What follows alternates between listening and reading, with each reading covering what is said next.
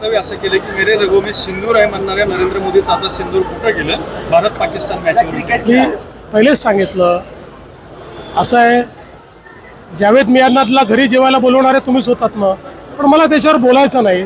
त्यांनी एकदा आरसा बघावं.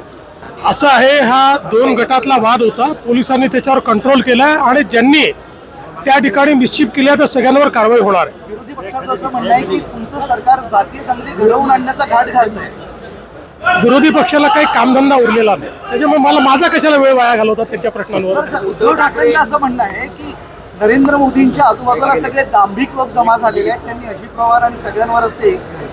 माझं एवढंच म्हणणं आहे की उद्धवजींनी एकदा आरसा पाहावा आणि त्यानंतर बोलावं. त्यांनी दुसरं वक्तव्य असं केलं की मेरे रगों में सिंदूर आहे म्हणणाऱ्या नरेंद्र मोदीचं आता सिंदूर कुठं गेलं भारत पाकिस्तान मॅचवर. मी पहिलेच सांगितलं असं आहे, जावेद मियानातला घरी जेवायला बोलवणारे तुम्हीच होतात ना, पण मला त्याच्यावर बोलायचं नाही. त्यांनी एकदा आरसा बघावं. कुत्र्यासाठी हजारो लोक रस्त्यावर येतात, कबुतरांसाठी हजारो लोक रस्त्यावर येतात, पहलगामसाठी येत नाही, त्यांचंच वक्तव्य. तुमच्याकडे काही विचारायला राहिलेलं दिसत नाही मला, त्याच्यामुळे